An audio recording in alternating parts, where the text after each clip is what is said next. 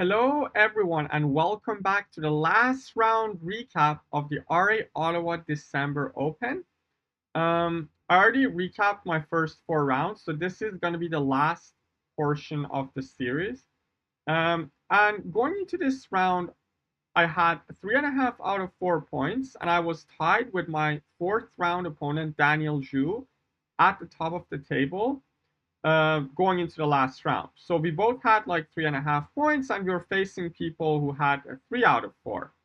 So going into the last round, I could basically clinch at least tied first by by winning, and I could clinch second or probably like tied second by drawing the game. So I was in a good position. I also had the white pieces, but given the fact that I was white and I was playing against a lower rated player, I really wanted to win the game and get the first place. Like, by the way, I had chances to clinch tied first in case Daniel couldn't beat Neil Moses in the adjacent board. So even a draw could have probably clinched me the first place or the tied first place. So I was going through this game trying to win, but I didn't want to take super unnecessary risks either, because in case of a loss, I could have completely be out of the prizes and stuff like that. So I wanted to play for the win, but I didn't want to take crazy risks either. So I played the move e4, and the first surprise actually came the first move. My opponent played e6, which he never ever played in his life. It really surprised me. I checked his games before, and I saw he only plays e5 and c5. And given the fact that I saw that against players who he wants to be more solid, he goes e5. Like against much higher rated players, he goes e5. I was more expecting e5, and I had something prepared there. It was like some sort of short preparation before the round for like 40 minutes on my phone. But anyways, he played e4. I played e4. He played e5. Normal French defense. And if you guys remember and you have watched the third round recap, I managed to beat a grandmaster, Tor Sambuev, with knight d2, which is called the Tarrasch variation. But in this game, I decided to go with bishop d3. So the reason I did that was, first of all, I was a little bit worried that he just prepares that exact same line that Bator played against me, and he makes an improvement like on move 14 or 15 down the line, and it's going to be easy for him to equalize in that case. Like, let's say you know exactly what your opponent is going to play, you know their repertoire in the Tarrasch, and you prepare something exactly on that, and you equalize out of the opening, or you get a comfortable position where you know the plans, you know what you're going to do. So I played bishop d3, which is a more aggressive line at the same time, and also I thought it will surprise my opponent a little bit more. So he knew the best line. He took on e4. I took back with a bishop, knight f6, and bishop f3. So the whole idea of this line is that the bishop on f3 is going to be really strong. It puts so much pressure on the queen side, and it's going to be a little bit difficult for black to develop this bishop. If they play something like c6 and I can go like c4, knight c3, then they're going to be in some sort of trouble. Not like big trouble, but white has much more space, and it's going to be a little bit difficult for black to play those sorts of positions. So my opponent played c5, which is the best move. I played knight e2, played bishop e7. So far he knew what he was doing. I played knight bc3. The idea of knight bc3 is that even though I'm blocking my pawn, I just want to quickly finish my development, go knight c3, bishop e3, and I want to keep my options of castling open. In some lines, it's good to castle short, and in some lines, it's better to castle long. So I wanted to keep these options open. So once he was developing, I was also developing my other pieces. I played bishop e3, and with this move, I'm threatening now to take the pawn on c5. So I'm forcing my opponent to make a decision about these pawns. He can't just go something like knight c6, because then I will take, and I'll be effectively up a pawn. So he correctly decides to take, and I take back with a knight. And so far, my opponent played a really good game. And funnily enough, we are following a game that I played around a year and a half ago. And in that game, I got one of my best wins, basically my highest rated win at that time. Obviously, I got high-rated wins in the last 1.5 years. But at that time, I played a very nice game against international master Nikolai Noritsin, who's one of the Canadian legends, 2 or 3 times Canadian champion, I believe. Um, and in that game, he played knight bd7, and the way that game went was queen e2, a6, long castle, queen c7, and I started attacking with g4, and it turned into an absolutely crazy game where I had some sort of rook lift, sacking on h7, and then winning a crazy game. It wasn't like 100% clean, but it was one of my best wins and one of my fewer best wins that I got in an aggressive fashion, not like a positional, grindy fashion. So far we were following this game, and I was confident because of that. Because once you beat a player rated like 2450 in some sort of structure or line, you already have some sort of confidence that you can beat anyone lower rated than that. So he played a6, which is a typical move, stopping some knight b5 ideas. Like knight b5 ideas are typical, putting pressure on a7 and also at the same time threatening to trade the queens and maybe jump with the knight to d6 or c7. So I played queen e2, and I spent some time on this move because in the game I was a little bit worried of this move bishop b4.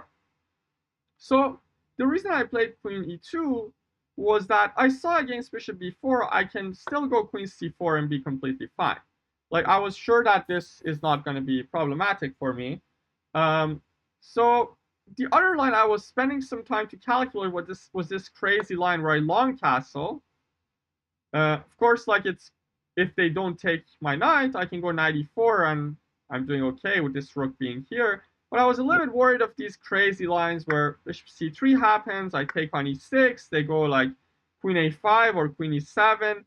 And computer says this is completely fine and it's winning for me, but it took me some time to like try and see whether this is good enough for me or not. Like it looks a little bit scary, especially if they go like queen a5, queen takes a2 maybe, it's a little bit scary. But I was planning to think after bishop b4. Like in case he was playing bishop b4, I would have thought about castling or queen c4 a bit more. But I played queen e2 because I was sure after bishop b4, queen c4, I'm going to be fine and there's not going to be any long-term issues with my pawn structure. Anyways, he played queen c7, I long castled, and here he made a slight inaccuracy with bishop d7, which is a little bit of a slow move. The best move he could have done was the move bishop b4. And here it's a little bit tricky because already there's a huge threat. Now there's no knight takes e6 in the air for me. And I gotta start defending against these threats a little bit. Like I gotta go like bishop d2, which is the best move, defending my knight.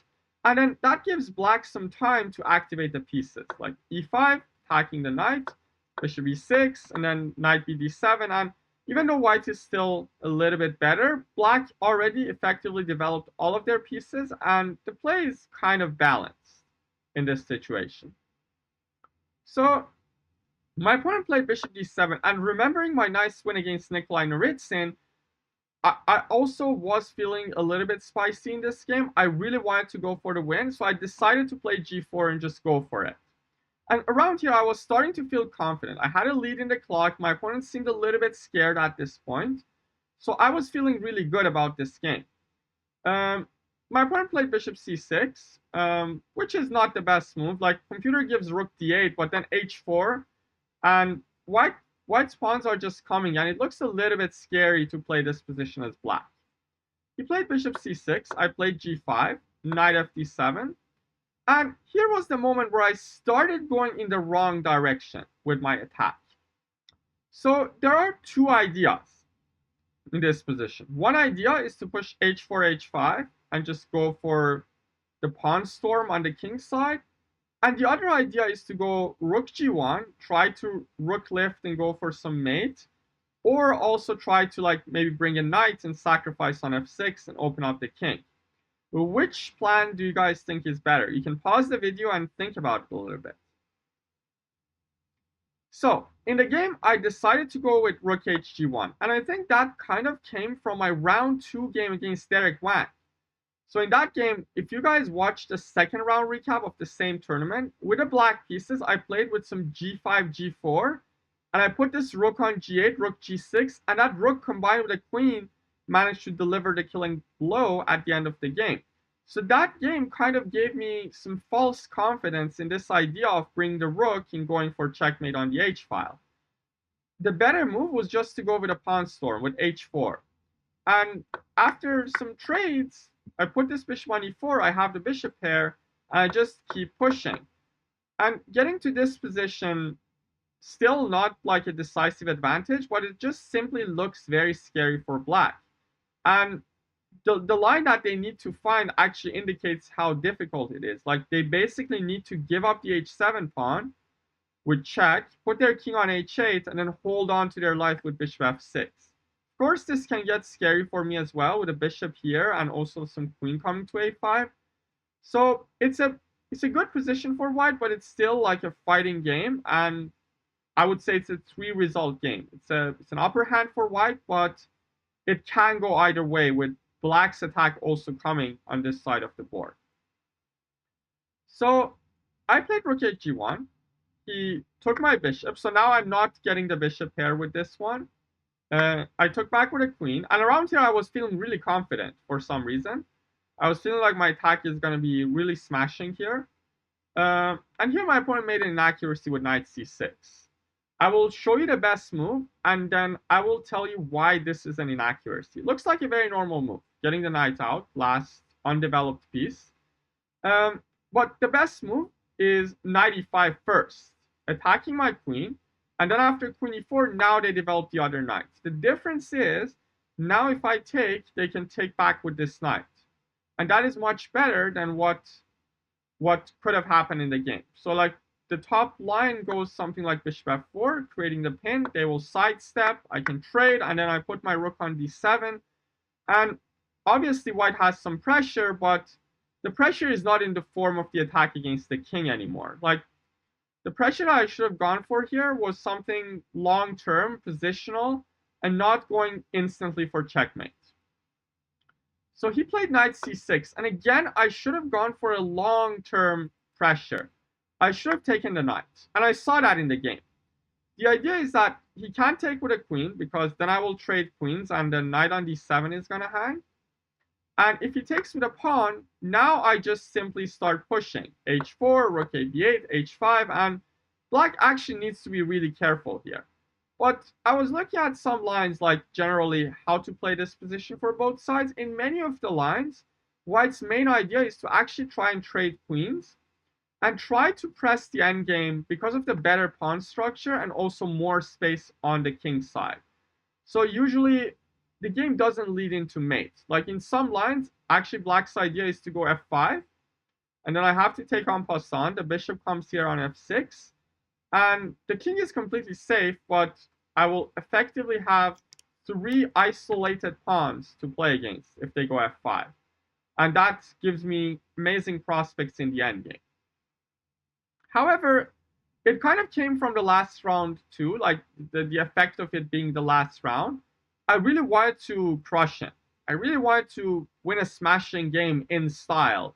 So I played the move knight e4, which looks really scary in the first glance. I was like, the knight on e4 is joining the attack. Now, all of a sudden, all these knight f6 sacrifices are looking extremely scary with the open g file on the king.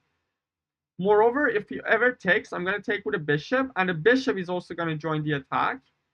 And at the same time, I have the ideas to bring this rook to h3, bring the other rook to g1, put the queen on h5, and I just felt like the pressure is going to be too much. Here I was feeling like I'm crushing, but in reality, he has a pretty simple defense, and he manages to find it. He plays knight d5, attacking my queen. And in the game, I was feeling like, okay, he's helping me. I already want to put my queen on h5. I already want to go for these ideas. So I didn't feel like that's such a great move. Already queen h5 is an inaccuracy. I should have accepted that I don't have any mates and played something more solid like queen g3, c3 with an equal position. But I went here, and now he plays knight g6, another good move. And now I play rook g3. Best move, going for checkmate on the h file. And here it is getting a little bit interesting. So my opponent played the move rook f c8, which is a slight inaccuracy again. But the line that he should have gone for leads to some absolute craziness. I'm going to show some of these crazy lines just for the sake of learning. But I assume no human being is going to be able to calculate all of those in advance. The best move is rook fd8. So you keep space for the other rook to come to c8. But the problem is you don't create an instant threat. With rook fc8, you create the instant threat of taking and checkmating on c2. But with rook fd8, you don't create an instant threat, and white has this option of going rook h3, and after knight f8, defending the pawn, now knight f6 check, sacrificing the knight. I was already thinking about these ideas, but in the game, they all seemed completely unclear to me. And it is unclear, because look at the lines. gf6, rook g1, I saw this idea that in case of him taking, I can even go rook g1 and keep the tension, but here there are like multiple lines. Like let's say if they go f5, try to block the file. Now I have this insane line, knight takes e6. They can't take with a knight because they get mated. And if they take with a pawn, they lose to g6, and the rooks and the queen are just going to be too much to handle. So like they need to find the only move, queen to d6, which is already kind of impossible. And the line gets into an unclear position as well, like g6, f takes, knight f8, king f8, queen h7, king e8. Like, I will probably get like 3 pawns for the piece, and the king runs away to the other side, and you never know who's better. Computer gives zeros, but in a real game, anything can happen. And like here after rook g1, we talked about f5. There's this other line, f takes g5, which leads to a crazy draw. Knight takes, bc6, bishop g5, rook takes, king h8. I'm down a piece, but I have some sort of mate threats. And now he needs to find the only defense. Queen f4 check, I block. And now he first needs to sack the knight and then put the queen on d4 to defend against mate. And the line goes something like this. We trade everything and it's going to be a draw, but I don't think in any game between two humans, everyone is going to find the best moves. Maybe at the very top level, this is going to happen. So I guess the reason he didn't go for rook f8 was because he was also scared of these lines. He told me after the game that he also kept calculating all of these sacrifices. So he went with rook fc8. I played rook h3, and now he played knight f8. By the way, I want to mention something else. I was even thinking a little bit about the move h6. I thought this might be interesting because against h6, I can't really take on h6. Looks like I'm opening up the file, but I'm just one tempo short. He's going to take on d4, and I can't take back because there's going to be checkmate threats. But I saw that against h6, I have this knight takes e6 move. If takes, then queen g6, of course. But then after queen e5, it seemed so unclear to me.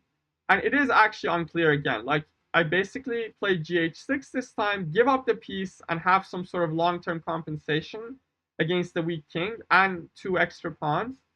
Engine gives 0.1, but again, it's some sort of an unclear position. So I didn't know what's going to happen. I was like, if he calculates that, I'm going to think as well. But he played the best move, knight f8. And already here, I was feeling a little bit down on myself. Like, I got to this position and I was like, I really don't have any attack. I wish I had 2 more tempos to go rook g1, knight f6. But all of a sudden, there are threats on the other side of the board. And the other threat that I was a little bit starting to worry about was this move, knight takes d4. Like, let's say I played a move c3, and he takes my knight. The problem is I can't take with bishop. Like, from the point I had this position, I really wanted to take with a bishop, get this bishop into the attack, and then go for some knight f6 stuff. But now, if I take with a bishop, there's going to be queen f4 check. My knight is going to be hanging. And after knight d2, there's the g5 pawn falling here. So I have to take with a rook, and after normal move like queen c6, apparently the best thing I have here is just to go with some sort of rook f3, rook h3 perpetual. Just attack the pawn on f7, attack the pawn on h7, and force him to repeat. Because the attack is running out of steam. So after a long think, I decided to play this sad move, queen e2. It was a sad decision because I already put all of my eggs in this basket of checkmating him with rook g1, knight f6. But then I realized there's so much going on. There's a c2 pawn, which is weak, and the knight on e4 is a little bit tender, so I have to defend both of them. It's not the best move, but it's a move out of me being scared here. Genuinely scared that he's the one in the driving seat now. He's the one taking over. So I played queen e2, trying to limit the damage. He takes on d4, bishop takes d4, and here he had a chance to play for the win. He had a chance to put pressure on me. And that's the move knight g6. So the idea is that with my queen tied down to the defense of the c2 pawn, I don't have any more queen h5 to force him back because I'm going to get mated. And knight f4 is coming to dislodge the queen and also create the fork. So the best I have is bishop e3. But after knight f4, trading these, and queen f5, first of all, I don't have any attack here. With the queen on f5, everything is guarded on the king side.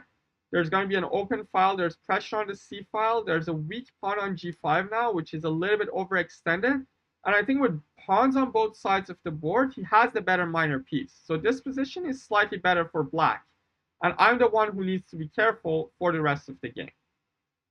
Instead, he decided to go with queen c4, which is also an interesting move. And I was kind of sad to see that because now I have to trade the queens. The queen is hanging and the pawn on a2 is also hanging. So here I spent a long time trying to make this rook dd3 move work. I still wanted to go for checkmate. I still wanted to create some aggressive thing against his king.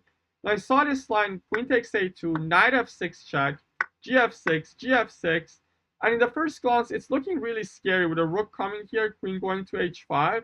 But then I saw that after queen a1, king d2, bishop b4, it's not really looking safe for me to do that. In fact, after bishop c3 takes, there's only one move for black to fight for an advantage and two moves just to keep equality. But if he finds this move queen a4, stopping any queen g4 ideas, now I don't have any more attacks. Like I can give one check, but there's not much going on, and the queen is just in time to maybe win this pawn. The king will run. I'm down a piece, and I'm going to lose the game. So I did not see queen a4 and this whole variation in advance when thinking about this, but I just felt like this is so unclear, and there's a very, very high chance that I'm missing something. Like for instance, queen a1 here is not even the only move. Bishop d6 is also winning. Bishop c5 is holding. Bishop b4 is slightly better for black. So I was like, there's a very low chance that this move works and I'm not missing anything. It looked a little bit promising. It looked interesting, but when you want to sacrifice a whole piece, you got to be 100% sure or at least close to certain that that's going to work. So I spent a long time trying to make this work, but I never felt like I'm confident in it. So after like 10 minutes, 15 minutes of think, I took the queen and offered him a draw. And this might be a little bit disappointing thing to do against a low-rated player, but I was already feeling the momentum shift. So with the queens traded, let's say he takes my queen, I felt like my position is going in a wrong direction. So I already put my pieces in a way to checkmate him. Like let's say in an endgame, the rook doesn't really belong in h3. Rook on h3 is just for checkmating the king. Like I can't even go for some rook g1 knight f6 ideas anymore because of the pressure on this rank, and also because there's no queens on the board. At the same time, I felt like his play is pretty easy. The knight is going to come and exploit the weak f4 square. My pawn on g5 is a little bit overextended. And also rook c8 is going to come, forcing me to play some c3, and then b5, b4 can create further weaknesses. So it's interesting that computer actually gives a slight advantage for white. I was actually talking to some of my friends, and they were all agreeing to the fact that the position looks better for black. Like my opponent didn't think so, but I talked to some of my stronger friends, and they were thinking that black is the one who needs to play for the win here. But Engine says different. Engine thinks that white is slightly better after rook c3. But I just didn't feel comfortable. And also, after having such a promising looking attack and losing all that initiative, I was feeling like momentum is not on my side. So I offered a draw after queen takes c4, and my opponent accepted it. A little bit of a disappointing result, given the fact that I had white. and I was playing for the win against a low-rated player. But to be fair, he found some very good defensive moves with around here. Like he found this nice knight maneuver with knight e5, knight g6, and knight f8, and he consolidated his position really well. So I think it was a deserved point from his side. So I don't really mind that. And with this draw, I got to 4 out of 5. And Daniel Zhu, whom I drew with in round 4, managed to win his game, and he got 4.5 out of 5. He finished first in the tournament, and with 4 out of 5, I finished sole second. It wasn't a tie. I finished sole second. I got like a $500 prize. It's not a huge prize, but it was good. At least overall, I think I had a good tournament. There are a lot of positives in this tournament. First of all, just like every other tournament, there's a lot to learn from. There's a lot to reflect. And aside from that, I won some prize. I beat a grandmaster. I gained around like 20 rating points, and I stayed undefeated. So a lot of positives, but a lot of things to improve on and a lot of things to learn. So overall, I think it was a positive tournament. I had a lot of fun with friends as well. After the last round, we went to some restaurant. We played some bullet over the board, and we hanged out. It was fun. So even beside the chess tournament, I had a lot of fun. It was amazing. And hope you guys also had a lot of fun watching my recaps. This is the first time I'm doing this on the YouTube channel. Please make sure to like the video, subscribe to the channel to be notified about the future content on the channel, and make sure to give me feedback on the recaps that I'm doing in the comments down below. And I'm going to play my next tournament in 3 days in the upcoming weekend. And I will try to do recaps for this next tournament as well. And all of these comments from you guys are going to be appreciated. One thing that I might do in the next recaps is actually to maybe hide the result to make it more engaging and interesting so that you guys don't know what happened in the game before the end. But aside from that, make sure to give me your suggestions. And I really appreciate it. Any kind of support on the channel. Thank you so much. Really appreciate it. And see you guys soon with the next recaps. Goodbye.